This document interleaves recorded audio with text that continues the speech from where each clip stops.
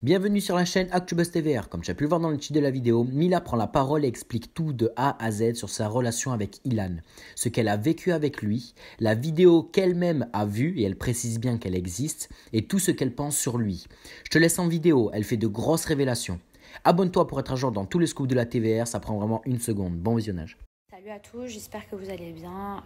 Moi ça va, bon je suis pas encore prête, mais je voulais quand même prendre la parole sur un truc qui est ultra sensible, mais à la fois hyper important.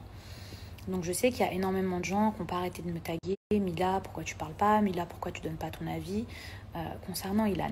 Alors je crois que c'est aujourd'hui ou hier, j'ai été taguée dans une vidéo où j'avais fait une interview. À l'époque, c'était en août 2019, soit un mois après le cross. Et il y a plein de gens qui pensent que cette vidéo, elle date il y a genre quelques jours. Alors que pas du tout. À l'époque où j'ai fait cette interview, j'étais très en colère contre Ilan. Et on sait ce que la colère peut provoquer et vous allez comprendre. Concernant cette interview, déjà c'était hyper frais et moi j'étais très énervée contre Ilan à l'époque parce que, je le rappelle, j'étais chef du reste du monde et j'avais décidé d'immuniser, en gros de sauver Ilan.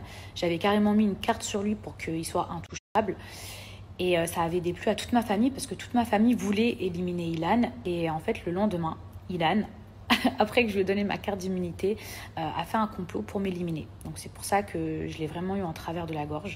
Ceux qui ont suivi un petit peu mon actualité, les histoires avec Ilan, il est vrai que pendant un an, on ne s'est plus parlé par rapport à cette histoire de trahison. La suite, c'est qu'on s'est retrouvés dans Les Princes en 2019 où c'était la guerre. Ensuite, on s'est retrouvés dans le cross en 2020 et ensuite on a fini par se réconcilier et on a même décidé de vivre ensemble. Donc voilà, cette interview qui sort et qui circule, j'étais très énervée à l'époque contre Ilan et j'avais pas compris en fait comment il avait pu me trahir, comment il avait pu se retourner contre moi. Ensuite j'ai compris que parce qu'il était amoureux de moi et qu'il n'avait pas pu m'avoir, du coup il se vengeait. Et c'est vrai que moi je comprenais pas ce genre de comportement. Maintenant il y a une différence entre quelqu'un qui se venge, qui fait de la merde et un violeur. Je ne vais pas défendre l'indéfendable, moi je cautionne pas du tout certains comportements qu'Ilan a pu avoir ou même certaines choses qui ont pu être dites à son sujet, il prend des filles en photo à leur insu, etc. etc. Ok, tout ça c'est pas bien. Sur ça, je suis d'accord avec vous, même si encore faut-il le prouver. Mais encore une fois, il y a une différence entre quelqu'un qui va prendre des photos à votre insu et un violeur. Vous voyez, quand vous êtes au tribunal, quelqu'un qui a frappé quelqu'un et quelqu'un qui a tué quelqu'un n'est pas jugé de la même façon. On est d'accord ? Maintenant, j'ai vécu avec Ilan. Donc, il y a beaucoup de personnes qui m'ont tagué, qui m'ont mentionné, qui m'ont dit « Mila, si tu as vécu avec lui, tu dois en savoir des choses. Si tu parles pas, c'est parce que tu en sais des choses. » Alors, si je parle pas, c'est parce que justement, il n'y a rien à dire. Moi, j'ai vécu avec Ilan. Effectivement, des filles, j'en ai vu à la maison. Et j'en ai pas vu qu'une. J'en ai vu des dizaines, des centaines. J'en ai vu 5 par jour défiler. Et croyez-moi que ces filles-là, elles étaient toutes consentantes. J'ai jamais entendu quelqu'un hurler, crier à l'agonie, demander au secours, demander de l'aide. Déjà, ça, je peux vous le garantir, je peux vous le certifier. Je parle uniquement moi de ce que j'ai vu quand je vivais avec lui. Et croyez-moi que je pense très bien connaître Ilan. Maintenant, ce que j'ai dit dans une interview quand j'étais énervée contre lui suite à une trahison où j'avais jamais vécu avec Ilan, ce sont deux choses différentes. Aujourd'hui, je connais Ilan. J'ai vécu avec lui, j'ai passé des mois avec lui, j'ai été sa colocataire. Je peux parler de ce que j'ai vu. Une fois, je le répète, que ce soit clair vraiment dans la tête de tout le monde, moi, je ne soutiens pas les choses qu'il a pu faire dans le passé, c'est-à-dire mal se comporter avec certaines jeunes femmes, etc. Mais encore une fois, mal se comporter, ça fait peut-être de lui un goujat, ça fait peut-être de lui une mauvaise personne, mais ça ne fait toujours pas de lui un violeur. Vous savez que j'aurais même pas pris la parole si, par exemple, je pensais que le quart de ce qui a été dit sur lui était vrai. Si je prends la parole aujourd'hui, c'est parce que je suis convaincue que Ilan est innocent. Mais vous allez comprendre pourquoi j'en suis convaincue. Parce que vous allez aussi comprendre pourquoi je vous dis que la haine, ça provoque beaucoup de choses et ça peut engendrer beaucoup de mal. Même parfois un mal qui peut-être sera irréparable. C'est d'être 100% transparente avec vous. Et je sais que toutes les révélations que je vais vous faire là, ça va tellement couler d'encre. Mais si je le fais pas, en fait, je pourrais plus me regarder dans un miroir. J'ai lu, j'ai vu, j'ai entendu beaucoup de choses circuler à propos de cette histoire, à propos de cette vidéo, où les gens disaient « oui, j'ai entendu parler d'une certaine vidéo » ou d'autres personnes disaient « oui, j'ai vu cette fameuse vidéo », etc. Et d'ailleurs, on se demande pourquoi ils en parlent que maintenant, ils n'en ont pas parlé avant. Mais bon, bref, ça, c'est encore une autre histoire. À la limite, je ne veux même pas rentrer là-dedans. Maintenant, moi, je vais vous dire une autre vérité. Cette vidéo, je l'ai vue. Oui, je l'ai vue, cette vidéo. Quand Ilan témoigne à TPMP en disant « Il n'y a aucune vidéo où j'agresse quelqu'un sexuellement qui existe », c'est vrai. Dans cette vidéo, il n'a absolument pas agressé qui que ce soit sexuellement ou même physiquement ou même verbalement. Au moment où on m'a montré cette vidéo, la personne qui détenait cette vidéo et qui a filmé cette vidéo, d'accord, qu'on soit clair, parce que dans cette vidéo, on parle de 3 personnes, mais il y en a bien une 4e qui filme, vous êtes d'accord? Et vous serez aussi d'accord que si soi-disant il y avait des mineurs et que si soi-disant il y avait une agression, la personne qui filme, elle est complice.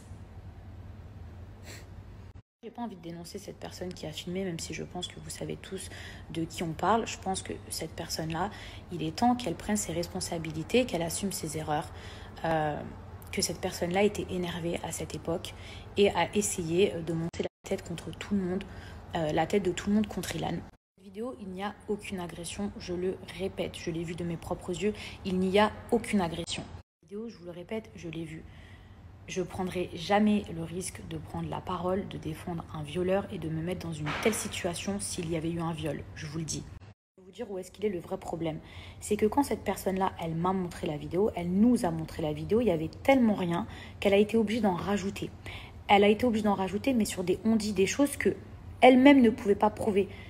Ouais, mais de toute façon, vous savez pas ce qui s'est passé après. Nous, on était là, vas-y, c'est passé quoi après? Ah ouais, mais truc de fou ce qui s'est passé après.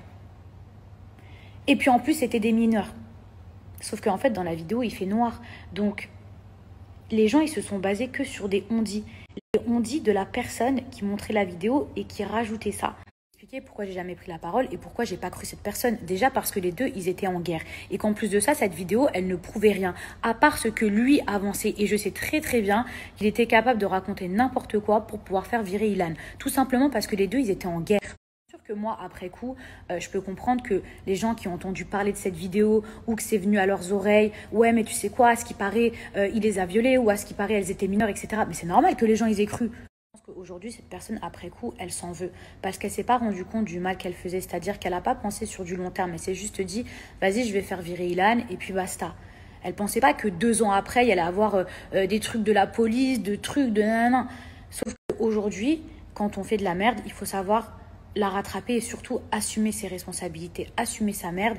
Et j'espère que la personne en question, si elle regarde mes vidéos, j'espère qu'elle assumera, qu'elle prendra la parole et qu'elle rétablira la vérité. En fait, cette histoire, elle a pris tellement de proportions qu'il est obligé de rétablir la vérité. Parce qu'on n'est plus à une guerre de rivalité entre 2 garçons, entre 2 anciens meilleurs amis. Vous voyez ce que je veux dire? Là, c'est parti tellement loin que, en fait, il faut rétablir la vérité avant que ça n'aille encore plus loin. J'ai bien conscience que Ilan, il a fait beaucoup de choses dans sa vie qui ne se faisaient pas, qu'il a eu un comportement vraiment méprisable envers certaines femmes, qui s'est mal comporté. Je ne suis pas en train de le défendre là-dessus. Absolument pas. Mais pas du tout même. Pas du tout. Pas du tout et je ne rentrerai pas dans les détails. Mais par contre, quand il est accusé de viol et que moi j'ai vu cette vidéo, je ne peux pas en fait me taire et laisser colporter une telle rumeur. Vous voyez ce que je veux dire? Une fois, il y a une différence entre être un connard maladroit et être un violeur. Et sincèrement, j'espère que vous saurez faire la différence. Parce que si on ne savait pas faire la différence, je crois qu'on serait tous en prison. Pourquoi aujourd'hui les gens ils y croient et pourquoi ça prend une telle ampleur? Justement à cause de son comportement qu'il a pu avoir envers les femmes. Le fait qu'il se soit mal comporté. Donc les gens automatiquement, comme ils ont déjà entendu 1 ou 2 histoires, qu'est-ce qu'ils se disent? Ah bah ouais, c'est possible. Ah bah ouais, peut-être que c'est vrai. Peut-être qu'il a vraiment violé. Ah bah ouais, truc de ouf. Donc vraiment la personne là, qui a filmé à l'époque, qui est venu colporter des rumeurs et qui est venu dire des trucs de ouf parce qu'il avait la haine ou peu importe pour je ne sais quelle raison, rétablis la vérité. Si tu veux continuer à te regarder dans un miroir, rétablis la vérité. On fait tous des erreurs, d'accord? On a tous eu le seum contre quelqu'un, etc. Mais là, l'histoire, elle est trop grave.